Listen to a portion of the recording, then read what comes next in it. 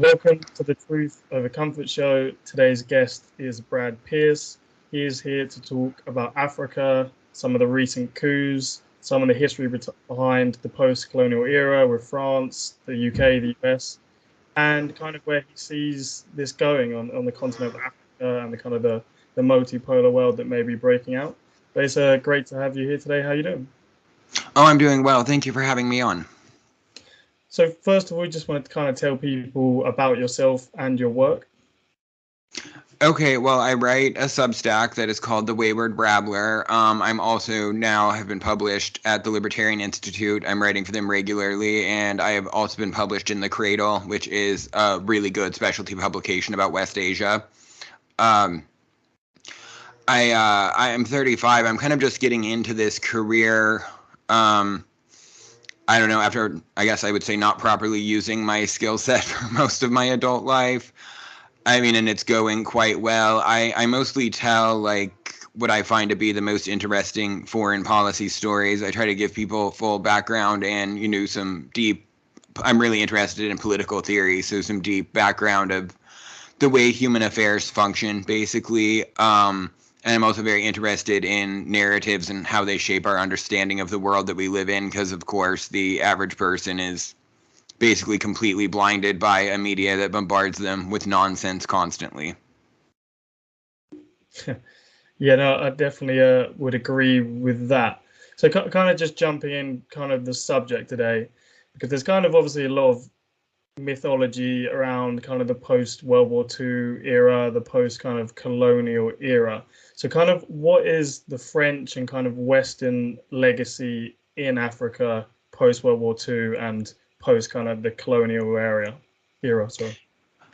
Okay, so the French managed their empire very differently than the British did. The British Empire had a lot of problems and was obviously very violent and things of that nature, but they did also actually build a lot of infrastructure and develop the economy of places that they lived there, or that they controlled, and also their general strategy was to work with different tribal leaders. And so if you look at former British colonies, they're usually kind of more of a federal system that pays more attention to local conditions. The French in Africa were very different. They highly centralized their colonies. Even today in Niger, you have to travel, I think it's 2,000 kilometers round trip to get a passport if you live in Agadez, because it's so centered in Niamey. And for example, they never at all built railroads in Niger or Chad, which is crazy because that means the French were sending people like literally 2,000 miles by camel to like place colonial administrators there. So they very intentionally underdeveloped Africa because they wanted to extract the resources, and they used it as a method of control. They highly centralized them. They didn't really work with local tribes and things like that. And in the time, when de Gaulle declared free France, he initially had the Central African provinces were on side right away. So that's kind of where they led their resistance to the Nazis from, and with those provinces and everything. And so then after the war, basically because of Cold War factors, they were pressured to give up their empire. But what they did was they got every colony to agree to a constitution that was friendly to the French, that served French interests. And the one that resisted was Guinea, which was led by a labor leader, and the French literally destroyed everything on the way out the door. Like, they burnt all the papers, they got rid of all of the industrial equipment, they removed everyone that knew how to do any of the business of administrating, and I mean, they intentionally sabotaged the economy of the entire country. And so everyone else got the message and went along. And so France has maintained an extraordinary amount of control. As of 2015, they've militarily intervened on the continent over 50 times since 1960. They, have troops all over the place. They control huge swaths of the economy, the, stuff like the water infrastructure, the ports. These are all controlled by French multinationals. They have trade agreements with most of these places, like a treaty against double taxation, that basically means that all of the business that the French do there is only taxed in France and not in Africa. And then meanwhile, when Africans work in France, they're only taxed for that in France. So they've propped up all of these puppet regimes over time. They've, worked closely with kleptocrats, military regimes. Their intelligence services have been very willing to just kill people to achieve their objectives. And overall, the system's called Francafrique, basically, which means French Africa, or our backyard is another interpretation of it. And they've basically just exploited it an extraordinary amount. It's what has allowed France to remain a world power. And now that system, is breaking down. They're for the most part still led. These countries are for the most part still led by people that were born around the era of the end of colonialism, or we're maybe too young to remember when it ended, but we're already alive. And so they were raised by people in a very post-colonial mindset. But that's ending. There's extraordinary population growth, and the younger people there, which in a lot of these countries, as much as 60% of the population is under 30, if not, a lot more. They have a very different attitude towards it. They, don't want to be exploited by the French anymore. And they have much more positive views of other powers, well, besides the British, but of the Americans and the Russians and the Chinese. They have much more positive attitudes. And the French, the most important thing here, I would say, is that the French don't have an internal narrative for what they're doing in Africa. And that's absolutely fatal to a colonial or imperial project. So, the British were civilizing the world. They were, raising everyone up. That was what they told themselves. For a time, the French were just happy to say they were looting these places because they could. They phrased it a little bit differently. But now they have nothing to tell themselves about the nature of their relationship with Africa, which is why Macron has been in no position to protect their interests or move forward in a productive way.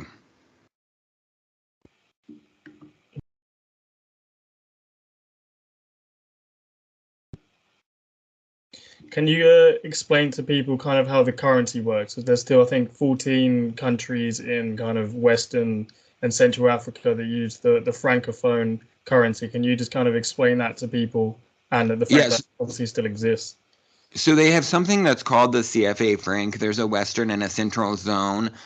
The Western zone's been reformed, and that's the area where there's been a lot more conflict, a lot more coups and people overthrowing the French and things like that. And basically, it's on a fixed exchange rate it was initially the franc, and now it's the euro. And historically, they've had to store most of their foreign reserves in French central banks. And since 2019, they've been able to repatriate their currencies in the Western zone and all of these things like this. And there's some advantages insofar as it stops you from having runaway Zimbabwe-style inflation. They often use Lebanon as an example because that's a former French colony that is has a lot of financial crises. But it's, as I've described it, it's like the geopolitical equivalent of your father insisting on managing your retirement account while also not including you in his will.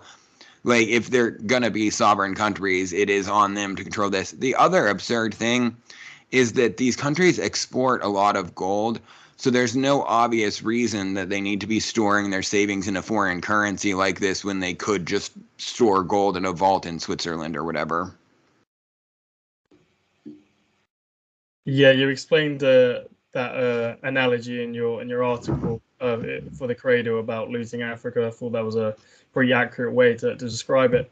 So obviously we have the currency there. How else kind of involved is France economically in these countries, kind of with the multinational corporations and uranium and other kind of minerals and things like that? So they play it surprisingly close to the chest in terms of it being hard to find the exact information you would want about this. But for example, a French shipping company controls basically all of the major ports in Francophone Africa. Like I said, Senegal was able to mostly repatriate its water or nationalize or whatever. Though in reality, the French just sold it to an American multinational, the water system there. But so it's anything like that. It's they are really heavily reliant on French manufactured products. It's basically every aspect of the economy that any large a company would build. It has been historically done by the French, and so they profit really thoroughly off of Africa. Do you think the resources, the kind of the main point of like why they still want to be there? Because I mean, I kind of came from the view a lot of kind of wars were to do with that. But I mean, as I've kind of looked into it more with other wars, it doesn't like Afghanistan. People always used to say it was about that pipeline. When you look at it more, there seems to be kind of more factors. You know, some people just want the regional influence, or just giving the military something to do, or the arms lobby, or some people generally believing in democracy.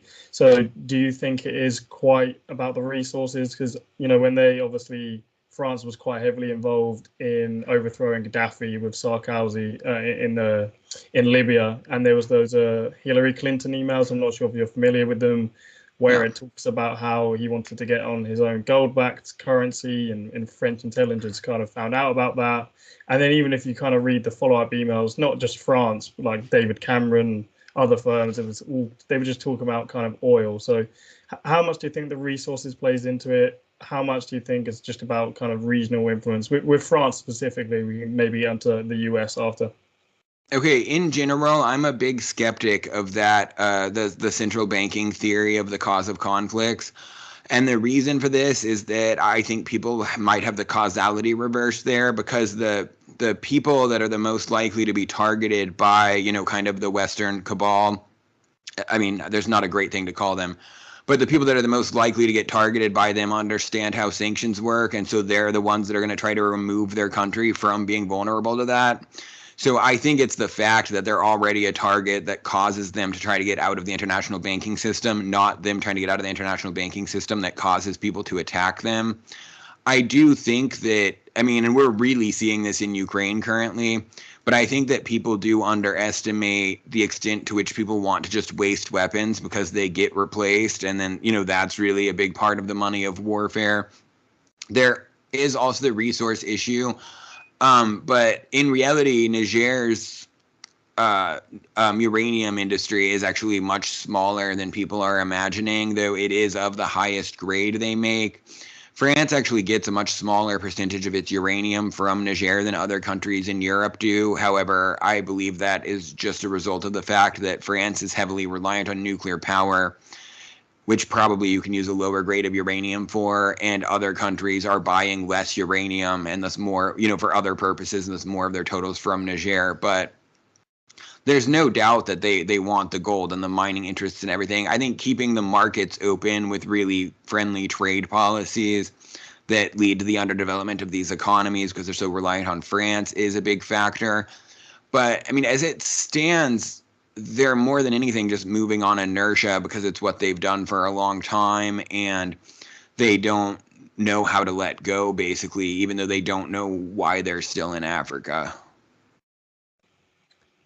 Yeah, no, I would probably agree with you there about kind of the whole resources thing. Like the Iraq war was most not likely kind of not about oil, but it could have been an added benefit. Obviously, firms like BP did end up back there, but that doesn't mean it was the causation. It could just be kind of an added benefit or kind of influence in the country once they get there. So you kind of covered the economic side of it. So what's the military presence of not just France, but kind of the US and other Western powers in Africa? Because obviously the Middle East is normally kind of touted, and Asia, East Asia, as obviously having a lot of military presence, but Africa's kind of forgotten about in that sense. I mean, so France's military presence in terms of number of troops is not that incredibly large, but it, you know, it's a main place that they do business like that. I think currently they only have 4,500 troops on the continent that they admit to, and, you know, some of those have kind of ran out of places to go because they kept moving. France kept having to move their troops into Niger because they were getting kicked out of other countries, and then they got kicked out of Niger. I mean, there is very serious issues with radical Islamic terrorism there, though it needs to be pointed out that terrorists in that part of Africa are a lot different from what we imagine. They're not really like setting bombs, you know, at dance clubs and stuff like that. They're kind of bandits on motorcycles that are like slaughtering villages and stealing their stuff. So, I mean, it really is a problem. And, initially in 2013, when they started Operation Barkhane, they were somewhat effective, and then it just rapidly became less effective. And so, I mean, I think they do have a, we need to fight them there so we don't have to fight them at home attitude towards it, even though I don't think that really applies. But I think it is part of their internal logic of it. And I think more than anything, it's just that they're really paternalistic towards Africa, and they don't really have the heart to leave, even though, until they get fully kicked out. But really, I mean, just the logic of all of it's bad, but they're just kind of addicted to it being suzerains over Africa. You mentioned earlier and just kind of implied it there about they don't have a sufficient narrative for why they're there. So what is kind of their justifications why they are there now? Is it just kind of counter-terrorism and things like that? Well, I mean, yeah, Operation Barkhane was very much counterterrorism, and at the time they had kind of the governments they had been propping up that did want them there. It was like the people that didn't. But Macron said at whatever point, that they're resetting their relationship with Africa, that they're going towards a new future and all of this. But, something that is a lot different from in between France and the U.S. is that in the U.S., for the most part, the intellectual class that has any influence is extremely, imperialistic and liberal internationalists and stuff like that. And in France's elite intellectual class, there actually has always been a lot of genuine resistance to the empire. So they don't necessarily have the kind of like court academic, backing that they have here to sell the people on it. So it's increasingly unpopular with the French public.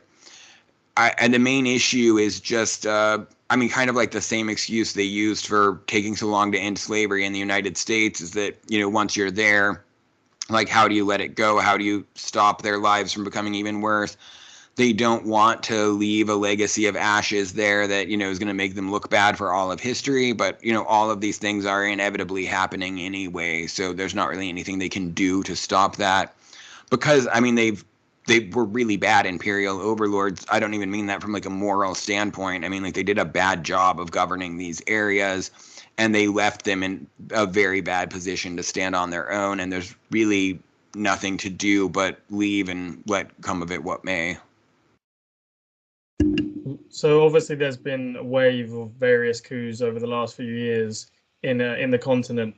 Do you put that down to kind of them getting sick of just obviously the poverty and the conditions there, but is it down to kind of kicking out the French? Obviously there's lots of videos that go around, with French flags being kind of, burnt or wherever it may be, or are some of these coups going back in favor towards Western influence? With Niger and these other countries, what's kind of been the main cause of the coup, as much as obviously you have to kind of speculate on that yourself? I mean, it does vary to an extent from place to place. The one in Gabon was more of a matter of just that he stole the election too much, I think, and insulted their sensibilities after being a really kleptocratic regime. Because, the guy claimed to have won by with 66%, which absolutely no one believed. So it kind of just added insult to injury, I think, was a big part of the issue there. But most of the issues that the security situation is really, really bad. And so it's undermined the regimes that were allied with the French, and the French, their excuse for being there was the security assistance. But I mean, there's a lot of local conditions in these. People have a very strong tendency of wanting to view everything as a massive geopolitical struggle, and forgetting that local conditions, matter quite a lot. And more than anything, it is just that when people fail to, create secure conditions, people imagine that the military is going to do better at that. Though in reality, in general, juntas are very incompetent at governing, and then they respond to people pointing that out with brutality, and it creates a really negative cycle. But yeah, I would say it's more than anything. The anti-French sentiment is absolutely enormous in the Western Sahel, though. With the recent coup in Niger specifically, obviously there's been some strong kind of comments from Macron, and talk about ECOWAS obviously intervening there. It's been, a good few weeks now. Nothing's happening. I think Macron said that the French ambassador and diplomats will be leaving. So do you think that's just going to kind of fade out, and those statements were kind of just maybe a bluff, or do you think there's any kind of, maybe they're getting some sort of plan, or still just weighing up their options of what they want to do there? I mean, I think they ultimately decided that it wasn't viable. It was supposed to be Tinubu in Nigeria leading it. It was very unpopular among the Nigerian people. None of them wanted to do that. I think the bigger issue is that they, agreed to let the US stay there. So, France is more independent from the US than the United Kingdom is, but it was still, I think it was more than the French could do if the US were willing to work with the coup regime in Niger, which in the US, that was kind of there was kind of a split between the civil and military leadership there, where the military thought they could work with them and, really did not want to leave that huge drone base in Agadez, which is the largest building project in the history of the Air Force.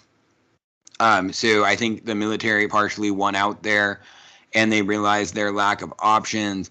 And, I don't know. I mean, I assume that you have read at least some of Nick Turse's reporting on this about, the coup leaders being trained by the U.S. And, a lot of people see that, and their initial, thing they would believe is that, it was a U.S.-backed coup, when in reality, they're just really irresponsible. And, a study showed that this U.S. training makes people more likely to do coups because firstly, it gives them the skills they need to be successful at coups.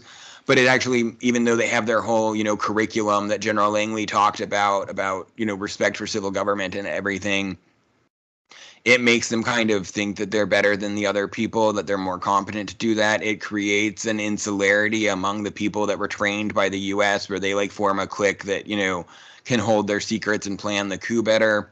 But then you end up with a situation where a lot of the military people that work in Africa feel like they're actual friends with, the people that are running these, especially some of the high level people in Niger. One of them, whose name I don't remember right now, is one of the military officers in all of Africa that is closest to the U.S. So I think what ultimately saved the coup regime in Niger was their willingness to work with the United States. And I mean, kind of what you talked about with that reporting there, that kind of comes out of that the video of Matt Gaetz, where he's I think, I can't remember if it's in Congress or the Senate, and he's talking to one of the leaders of AFRICOM, saying, there's all these people we train who end up going and doing coups, and he's just kind of doesn't really say too much about it. So Matt Gaetz actually, ultimately, I got him to retweet my thread about that, explaining his interview. So I know that he did see my explanation that what he was implying was wrong. He didn't actually comment on it, but regardless, I wrote a whole thread explaining that, because I would have assumed the same thing. But I mean, what gets me about that is just the way that Langley keeps saying, we have our curriculum, and this is a thing that it's really deep seated in the liberal mindset, that they think they can educate people to do anything. And it's no, everyone knows that the United States claims it wants them to respect civil government. You don't need to set someone down in a class and say, don't do coups for them to understand that that's what you're saying. And, they think this about everything. There are people that get a PhD in anthropology for the purpose of proving that evolution isn't real, and at no point in getting a PhD do they start to believe in evolution, and just any number of things like that. So they have this idea that you can get people to believe anything you want by just sitting them down in a classroom and telling them, believe, what we say. And that really says more about how impressionable these people are themselves than anything else, because they're it would work on me. If you sit me down in a class for 20 hours of instruction, I'm going to believe whatever you say. But a lot of people don't actually function that way. Just going with what you said, you're saying Matt Gaetz was wrong, and he thinks that, he's kind of framed it as we're training all these people, they're doing coups, as in kind of on the side of the US, but you're saying, you kind of pointed out in the thread that that's actually not the case. Is that what you're saying?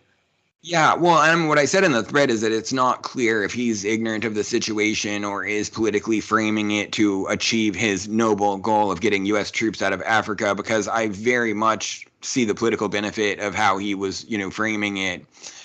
And he actually, that picture he used of the guy in front of the U.S. Embassy, I was really sad I didn't see for an article I wrote like a month before. But yeah, I mean, the vast majority of people who watched that got the impression that the U.S. was the one behind these coups, which there's absolutely no reason to believe that's the case. It's really, it's a matter of them losing control of the people that they've trained because they're extremely irresponsible. Yeah, I mean, that's absolutely plausible that kind of the guy you backed kind of, I mean, the fact that anyone's willing to do a coup for maybe financial or for kind of power reasons, you're not really going to be able to trust them if, a better offer comes for themselves, or if they think, you know what, I can just do this without the US. So kind of putting faith in the kind of people who would do that in the first place probably isn't the most stable and kind of reliable kind of thing, kind of like mercenaries as well. Yeah.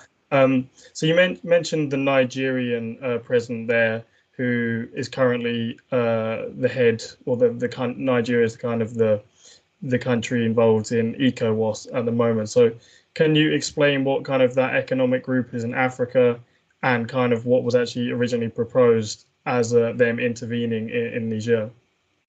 Okay, so the African Union is broken up into a variety of regional economic blocks. It's how it's organized. So every part of Africa is in one of these. So this is the Economic Cooperation of Organization of West African States, or whatever it stands for. And it has a regional presidency like the EU does. So it's just currently held by Nigeria this year.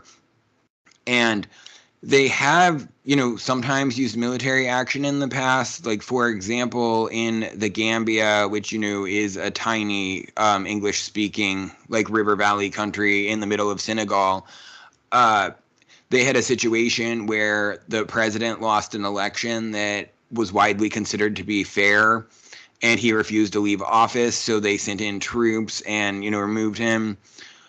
But, like, that's a country of like 1 million people or something that's in a tiny river valley where everyone agreed that the president needed to leave office. He was just refusing to do it. So, they were able to just kind of show up with troops and scare him out of office, like, physically out of the building, basically. But, it's much different in Niger, which is a vast country of 26 million people. It's like the size of Texas or something.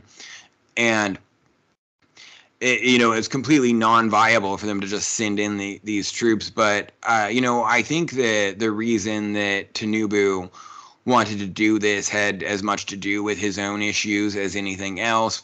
He was elected with 37% of the vote in what was widely considered to be an unfair election. The BBC did an audit of River State, which is like the worst one.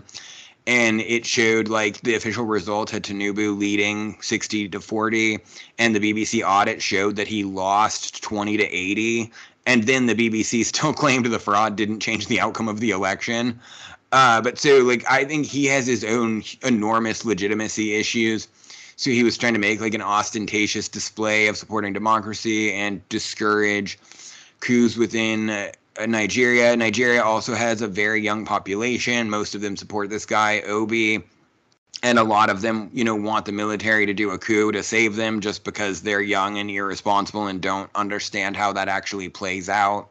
So I really think the biggest thing going on was that Tinubu had his own internal problems that he thought he could possibly solve by showing that, a coup won't be tolerated.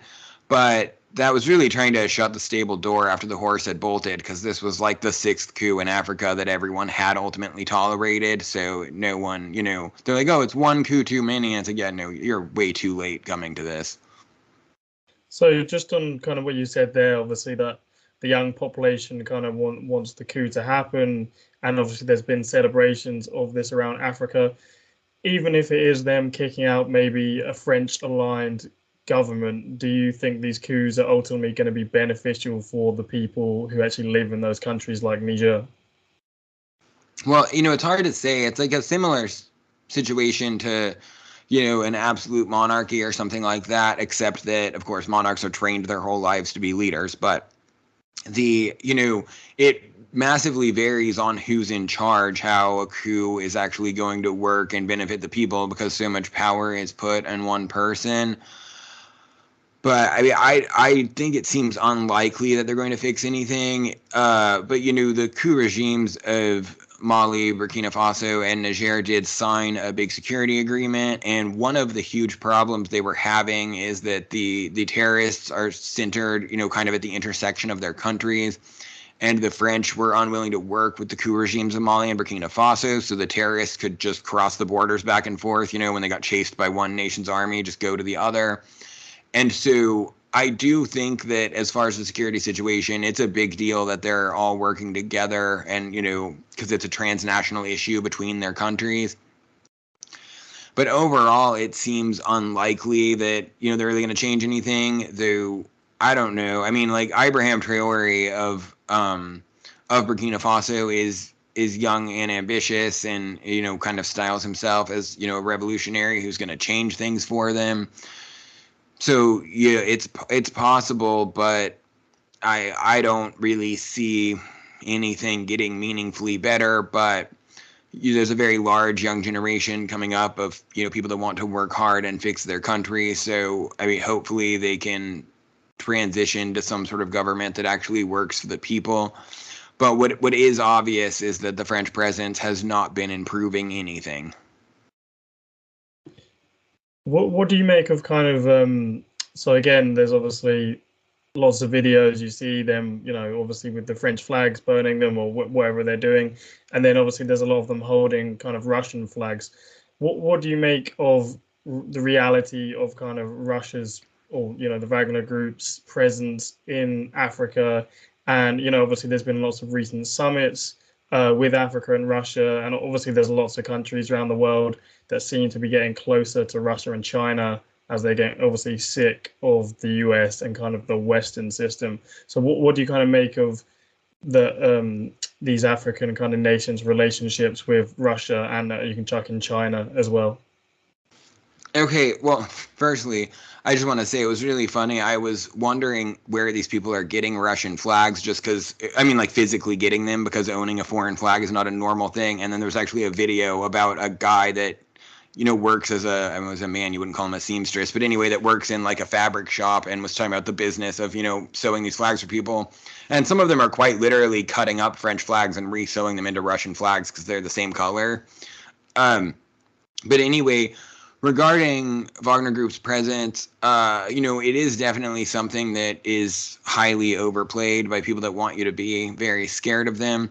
I don't know if you saw my earliest article about this topic called In Search of Lost Empire from February, but I, went pretty deeply into a ridiculous foreign policy article that was written by a Western military contractor, explaining how bad it is for them to rely on Wagner, his business competitor or whatever. And I mean, I think that to a degree there is something that can be gained from, using private security in this fashion, though there are also a lot of dangers to mercenaries. But, there is such a huge risk of people that are native to there, secretly being involved with the terrorists or being involved with other criminal gangs or things like that, that there are some benefits to outside security. Obviously, it's very profitable for Wagner, but I don't think overall it's nearly as big of a deal as they want to make it to be. They just, they have to have a boogeyman for every occasion, and in Africa, that's the one that they've chosen. There was just another article recently about, I don't know how these countries are having trouble getting rid of them now that they've brought them in, that I don't think it actually provided any evidence of that at all. But I think it is Western hype more than it is something that really has a large impact. What about specifically kind of just the government's kind of relationships with Russia and China? Do you see that as growing? Obviously, the South Africa is obviously clearly, in BRICS and things like that. Do you think this is kind of a temporary phase of kind of, there's been a few coups recently that kind of look like they're against the French? is this just kind of a phase, or is there genuine signs that kind of the Western world and the US's kind of power is generally waning and may kind of be left behind in a lot of these countries due to their relationships with Russia and China, and kind of the fact that the US normally makes you choose sides, kind of one or the other, that they may not choose the US if they're not willing to allow them to work with, both superpowers. Yeah, well, so Mali at least has started voting with Russia at the Security Council, or I mean, at the UN, Security Council on and General Assembly on issues relating. I mean the General Assembly, sorry, but on issues relating to Ukraine, which not that many countries do. They're one of the only ones that have changed since the war started. So Mali, I mean, and Burkina Faso can pretty fairly be said to be Russia aligned at this point. I mean, and the West Sahel kind of is in general. The Chinese keep it more to business than playing this specific game in Africa. And then, of course, they try to tell you all these stories about, they play on stereotypes of all of these people despite haranguing us about racism all the time. But, they basically want you to believe that the sneaky Chinese are like tricking the dumb Africans into making all these bad arrangements. And it's like, you're just jealous. You're not the ones getting these contracts. But I do think that, and some surveys have shown this and stuff like this, that I think that the African public sees a benefit to working with everyone that will work with them and be reasonable partners, besides the French, who have kind of proven an unwillingness to do that anyway. So, I think that the United States is going to have to learn to, compete with them on a relatively level playing field if they're going to be successful in the future. And, Africa is still very underdeveloped. It has a huge percentage of the world's land that's not properly under cultivation. It has not been heavily industrialized. There are tons of resources that are still not being properly extracted.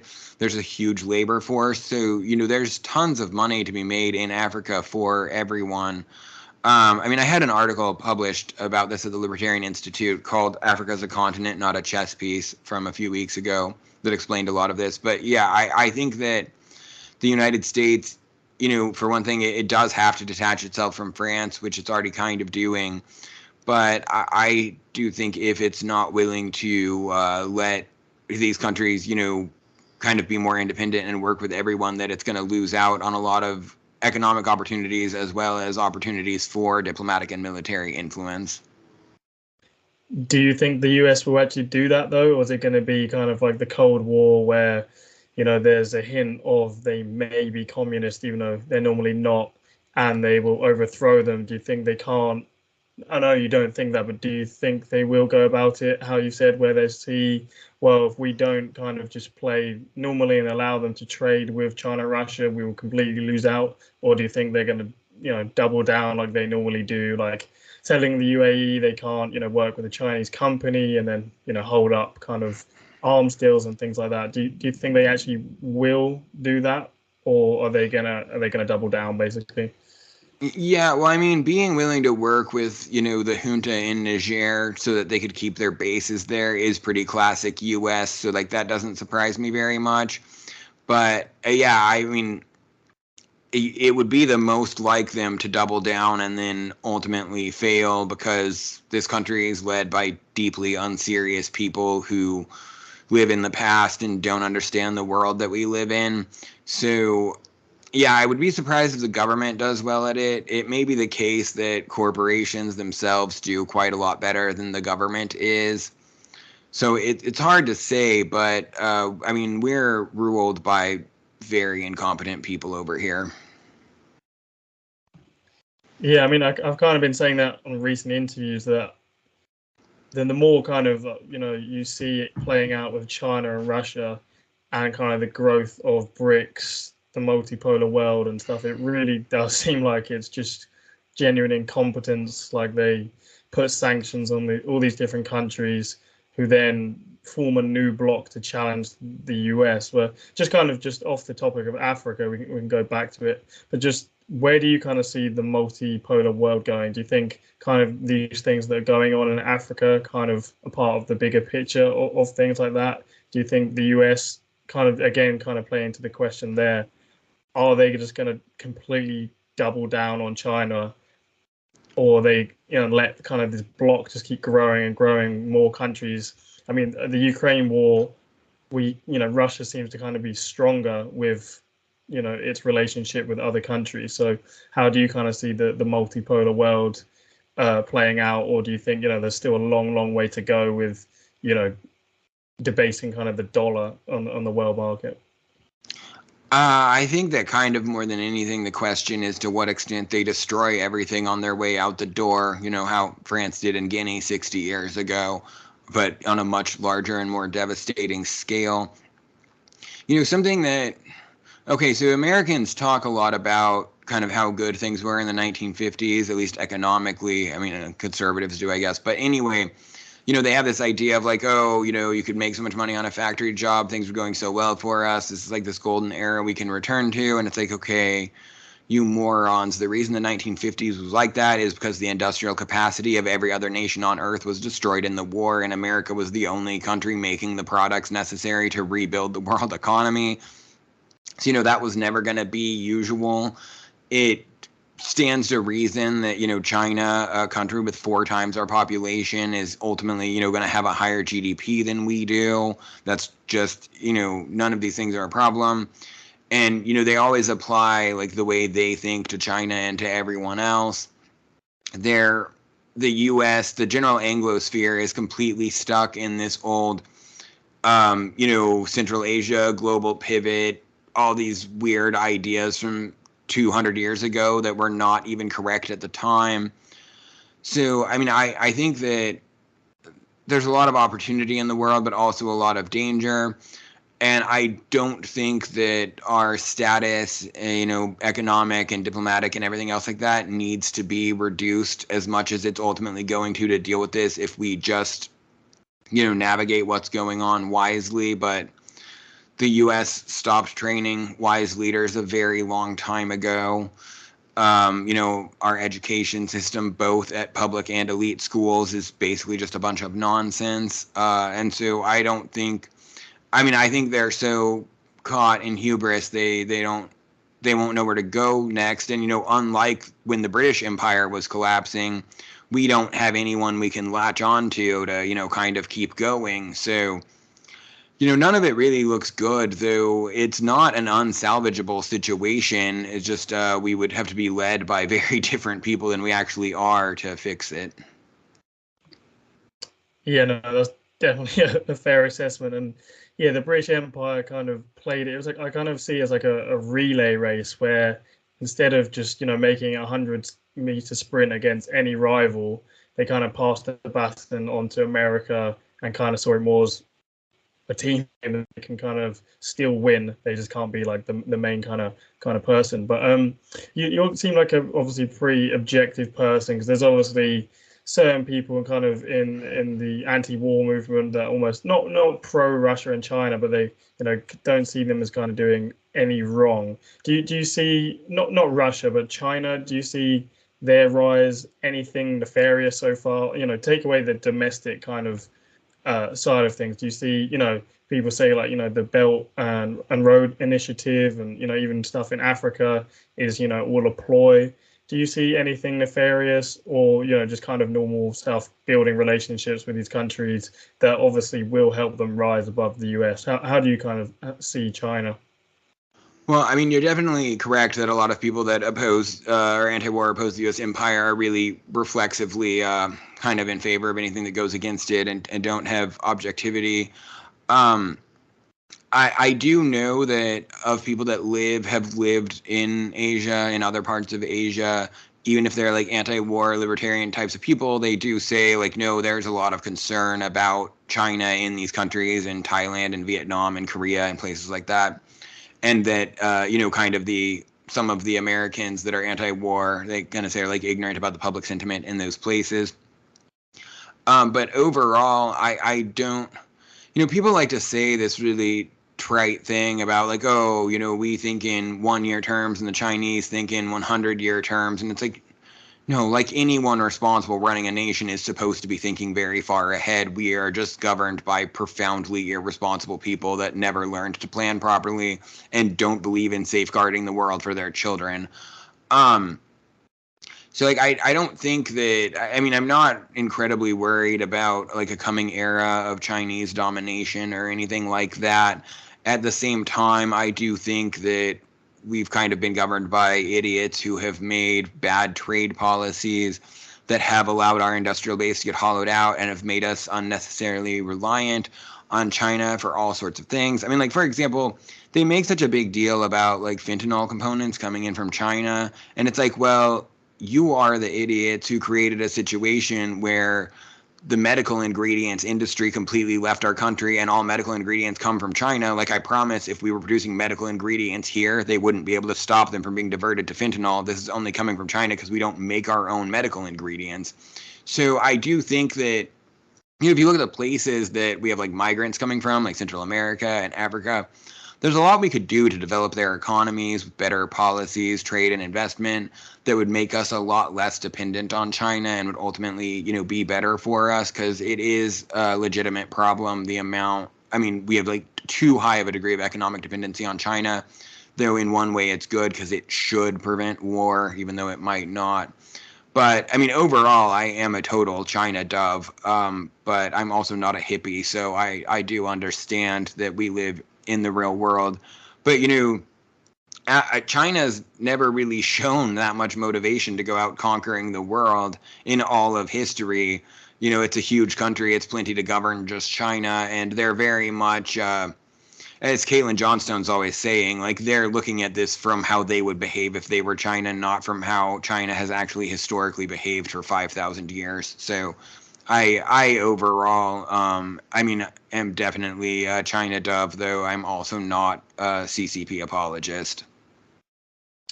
Yeah, no, Caitlin Johnstone's probably definitely right there. It's just more projection of, rather than seeing it as, well, China's always kind of done this. There's not really much evidence of them, bombing countries over the last century or longer.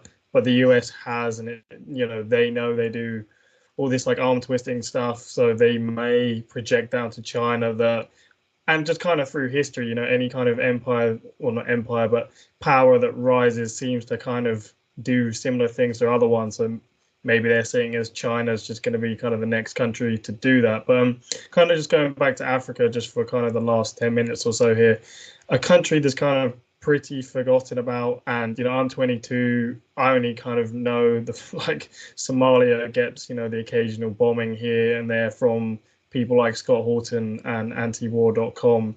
So can you just kind of explain some of the background, maybe just even the war on terror era of how Somalia kind of fits into this picture and kind of is a bit separate to maybe some of the more French kind of aligned countries we've just spoken to about?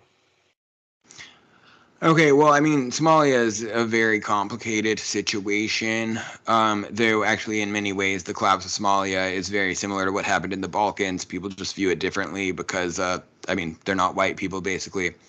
But I mean, as far as Somalia goes, there's not really any great way to summarize that. But I read a really good book this year by this guy, Abukar Arman, that's called Broken Camel Bells, Somalia Age of Terrorism, 2006 through 2022. That is, it's him going through history of kind of the era since the rise of al-Shabaab, which, started. Basically what happened was Somalia had the 15-year warlord period after the government collapsed, and the Islamic Courts Union came in, which was it was highly decentralized. And basically the nature of what happened is that these people, installed like a kind of Sharia law to try to stop all of the warlordism that was going on. And at the higher levels, they actually were pretty reasonable and did a pretty good job because, Sharia is like any other legal system where it's based on the judges actually being wise and looking at the nature of the, conditions. But in the smaller areas, they kind of just had random people that were, playing the role of judges. And so there were a lot of sensationalist stories about them making really bad and brutal decisions and, cutting hands off, and some of them, banning watching sports and stupid stuff like that. And it caused all sorts of problems. So then the Ethiopians invaded to overthrow them. There's a lot of Somalis in Ethiopia, like ethnic Somalis in Ethiopia and Kenya. Both there was anyway, and then a ton of them have left there as refugees, So the Ethiopians invaded and they overthrew the Islamic court, at which point Al-Shabaab, which was kind of a youth arm of those, broke off and ultimately became a branch of Al-Qaeda. And they've been in a long-running war against them that currently they allege is actually going quite well at this exact moment in time. And so there's some optimism that they're quashing the problem. But yeah, I mean, overall, it's been such a bad situation. It's kind of outside of the other things that are going on in Africa. They also have a huge dual citizen problem where, you know, all of the upper class left and then they come to Somalia for 2 or 4 years or whatever to like serve in the government, kind of like someone like a Mormon going on a mission or something like that. And so they, you know, can just leave if things go bad because they're actually from Minneapolis or London or Glasgow or wherever. But they did, yeah, they've had this complex clan-based system that has not had any direct elections or whatever. So they just changed their constitution to have direct presidential elections and, you know, like one person, one vote. Because they have this ridiculous 4.5 system where there are 4 main clans and then all of the other people that don't fall into those count as 1/2 of a clan for like the purpose of voting. It's the 4.5 system. It's absolutely crazy. And so like all the regions are controlled by different clans. It's an absolute mess. But yeah, I mean, that book, Broken Camel Bells, I thought was really good. It's a very interesting story about trying to build a state. You feel bad for the guy because he's like the one rational person in this absolutely insane country. But yeah, it's a very difficult situation. And, you know, things were really bad under the Siad Barre regime before that. So it was extremely underdeveloped. And, you know, like 50 years ago, Mogadishu was called like the jewel of the Indian Ocean. It was, you know, this beautiful city that had been highly developed. I mean, for their problems, it had been highly developed, you know, under the Italians. And it's a very ancient trade city and everything like that. But yeah, I mean, Somalia is a much deeper topic than you could go into in a short amount of time. But yeah, basically, the one thing I would add there is that they've been constantly trying to, you know, build a national army there, but they're worried about empowering them in the wrong way, and everything that the U.S. and the British, who I believe still represent Somalia for a lot of international purposes, have done has not worked. The one country that has done well there is Turkey. They've taken a different approach. They've kind of actually been genuine about training their national army into a proper force. They've worked with them more fairly. It's, you know, a Muslim country, so they have a different relationship. And so there's a lot of pro-Turkey sentiment in Somalia because people feel like it's the only country that is coming in and properly investing in state building there and in their economy, and is working with them in a different way than the world powers that they've kind of been suffering under the control of. Yeah, no, Somalia is definitely obviously quite a complicated subject because it's been kind of ongoing, as you said there, 2006, where kind of Ethiopia invaded, and, you know, you just hear it here and there, like African bomb somewhere in Somalia about Al-Shabaab. You never really get too much detail about it. And I've just realized that I just forgot to mention earlier, but maybe we can just finish up on that and then some final comments. Obviously, in the news, you know, it's been drifting and out about Haiti and the UN kind of US-backed mission there. So kind of why, first of all, can you just give people some brief background on it, and why is the US pushing for this? Because they originally kind of asked maybe Canada if they could lead this UN mission, and now it's going to be Kenya. And this has just passed, I think, in the UN Security Council literally today or yesterday, which from what I read today. So can you just give people background on that and what is kind of the US kind of interest in pushing this through the UN? Okay, so I just published on that over the weekend. If anyone wants to go to my Substack, you can read about it. But yeah, you know, in between Canada and Kenya, they also kind of tried to get Mexico to do it as well. But Canada has a really bad reputation there from being one of the imperial powers that is always preying on Haiti. I mean, and that nation, basically, it was founded by a slave revolt, and it's been constantly preyed on and enslaved by debt ever since then. And they won't stop doing these interventions. What's going on currently, the immediate situation is that in 2021, the president, Jovenel Moise, was assassinated by a large hit squad originating out of Miami, though they were mostly Colombians, by nationality. And at the time, they were already in a political crisis. They hadn't had an election since 2016 because of trouble organizing them. And so he had just named a new prime minister 2 days before, Ariel Henry, but the guy hadn't been sworn in. And after he was killed, the U.S. placed Henry in power instead of the guy that was still technically the prime minister, whose name I don't remember right now because he left the story at that point. And so this guy, Ariel Henry, has been in charge as prime minister for the last 2 years. They don't even have a head of state. They no longer have any elected officials in the entire government because all of their terms expired. So he's a prime minister without a legislature, which is just absurd. And so basically there's always been problems with what they call gangs in Haiti. I just say what they call because you would call them clans or militants or, whatever if it was a different country. And they control most of the capital, Port-au-Prince. The top one is this guy that they call Barbecue, who's a former national police officer who's united a lot of the gangs and really styles himself as a revolutionary who wants to take power in the country. And this is very similar to the issue with the French in Africa, where there's inertia there. They are so used to doing this when Haiti has problems. They can't think of things a different way. Really, no one thinks it's possibly going to be successful. They're just going to do it anyway because they can't, like I said, they can't think a different way. And it's going to be an absolute disaster. And yeah, I mean, they basically decided that there's been so many imperial misadventures there that they needed to hire black people to do it for them so that it looks less racist, basically. Which absolutely everyone sees through. It's a joke of a ploy, So yeah, that's the current situation, is that they're trying to prop up the illegitimate prime minister, and it's not going to work anyway. So if this is a US-backed mission, how come Russia and China abstained on it and didn't oppose it? I mean, I read it briefly that they mentioned something that the Haiti government had asked for it, so they're willing to respect their sovereignty.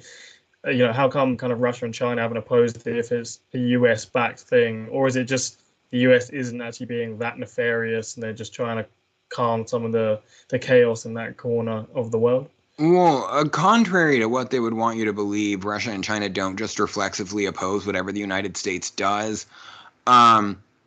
The fact that it's not going to work and that it's a really bad idea probably does actually make them all the more interested in letting the U.S. make this mistake. Never stop your enemy when he's making a mistake or whatever. The U.S. is paying only $100 million for it right now, plus the security assistance they're lavishing on Kenya for their cooperation. But yeah, I think more than anything, Russia and China have no big reason to care. The likelihood was that it's going to happen anyway. There are already a lot of people that want the Security Council system as it now stands to end. There is actually a humanitarian crisis. Russia and China have no issue with a government, kind of being an unelected person that seized power. So I really think they just had no good reason to oppose it, and a lot of reasons to let it slide. But yeah, it's all going to be bad for the Haitians. I mean, kind of the most that's possibly going to happen is that they're going to disrupt the balance of power between the gangs and cause a lot more violence, or a lot of the UN troops are going to get killed and it's going to cause a bigger invasion, and a full occupation of the country yet again. But yeah, it's all bad. It's really, I mean, as I said in my article about it, it's crazy. A former Chief Justice of the Supreme Court of Kenya wrote a whole op-ed explaining how it's completely unconstitutional for Kenya to do this because they haven't gotten proper approval. And there's no better example of the rules-based world order than a country violating its own constitution to go like attack a smaller, weaker country, poorer country, and demand that it restores its constitution. It's an absolute farce, or would be if it wasn't so tragic. Yeah, and obviously that's on the behalf of the US as well, so it's even, even stranger. But I think that's definitely a fair assessment about China and Russia, that they don't really have any interest to oppose it, and they could come out, with the US even more kind of weakened and embarrassed by another kind of intervention or sponsored intervention in this century. But you give me an hour, so is there just any kind of, before you give people your links and maybe just some book recommendations on kind of the subject of Africa, the post-colonial era. But do you have any final comments to make about, anything we've talked about today, or anything else you're writing about, what's going on in Azerbaijan, or, there's even lots of different things we didn't mention about, Libya, how much kind of obviously that messed up the region, what's going on in Sudan and Morocco occupying parts of the Western Sahara. So is there just anything else you want to add before you kind of just tell people where to find yourself and your work? Well, some of those topics I've written on. I have an article from 2 weeks ago about the situation with Armenia and Azerbaijan that was right before basically everything I said happened, just days after I published it. And then I wrote about Sudan when that conflict started as well. But no, I mean, we pretty well covered things. I would just say that overall, I'm an optimist about the future of Africa. Something that people don't understand is that though Africa seems it's overpopulated because there are a lot of migrants, it's only because the situation is bad. Africa has actually been underpopulated for hundreds of years because of the ravages of colonialism and slavery and disease and all of these other problems like that. So one of its biggest challenges has actually been a lack of human capital up to now. Africa's grown rapidly, and it now has the same population as India and China do. Like, all of Africa has the same population as India and China at 1.4 billion people. So really, and it's much, much bigger than them, though not all of it can support nearly as big of a population. But so really, it actually does need the population growth, though some of it's in, the wrong areas or difficult, or it's, people that don't really have income but have like 4 wives and 20 kids or whatever, which is a big problem in Niger. But regardless, if things are managed somewhat competently and the world powers are able to avoid doing too much harm, there's really a lot of benefits to Africa of the high level of population growth, of having a young population that wants to work hard and be successful. And so I think that the attitude that everyone has had that we have to stop African population growth is overall fallacious. And actually, I just have to mention this quickly. I found out from someone in a Twitter space that in Niger, that President Bazoum, who got overthrown, was trying to stop people, that are like peasants and have no income, from having 7 kids each, as they do. And because these people are have low literacy levels, but they have cheap phones and do get WhatsApp messages, they get memes shared and stuff like this. The Nigerian peasants that live in near Stone Age conditions were all of the belief that he was part of a Bill Gates WEF plot to, do to reduce their population and do eugenics and everything like that. So that's so it's worth noting when they come in and try to do these things to control Africa's population, they actually do see it as a vast conspiracy against them to, reduce them and everything like that. And so it's just interesting about how messages spread around the world. But the big message I would say is that Africa has actually been underpopulated for a really long time. It is just a matter of developing it enough to, for people to be successful. But these are the exact conditions that led to the Industrial Revolution in Europe. And Africa has the huge advantage that all of that technology already exists. Yeah, it's definitely, if they can ever kind of harvest all kind of the resources they have, it's interesting to see, obviously, the countries in the Gulf who are backed, obviously, by the UK and other Western governments, and then obviously the US, obviously completely allowed to harvest, obviously, all those resources, the oil, like Saudi Arabia and the Gulf nations, where Africa seems to still kind of be like Afghanistan, where it's sitting on all of it rather than actually harvesting it. So obviously, if they ever actually get to, put that all to use, they could end up becoming a very kind of prosperous continent. But Yeah, so I'll put up your work on in the show notes. I'll put it up on the screen. Some of the articles you mentioned that you wrote for the Cradle and the Libertarian Institute, and you write at the Wayward Rabbler and have a Substack. Is there anything else you want to mention? Your Twitter or anything else you want people to know about? Oh yeah, my Twitter is just at Wayward Rabbler. Sorry, there's a fly in front of me. It's just at Wayward Rabbler. And then yeah, my wife and I also do a podcast on that Substack as well as the articles. We just changed the format. Before we were discussing the articles, but they're so incredibly thorough. She didn't have that many questions to ask me. But yeah, now we're doing dispatches from Clown World, where we just discuss how insane the world we live in. So yeah, we have both the articles there and the podcast. But yeah, most of all, the best place to find me is at thewaywardrabbler.com. And that is Rabbler as in rabble. A lot of people want to say Rambler. And isn't that from, you mentioned is from South Park? Yeah, exactly. From the people saying rabble, rabble, rabble. Yeah. Well, I'd like to thank you for coming on. We covered obviously a lot of topics. I mean, there are, as mentioned, there's so many different ones. It's hard to go in, crazy amount of detail, but I think you described really well kind of the French relationship and kind of almost the split between the US and France now, what to do next, and maybe some hope for the African continent. So thank you for coming on, and keep up the good work. Yeah, all right. Thank you for having me on. Goodbye.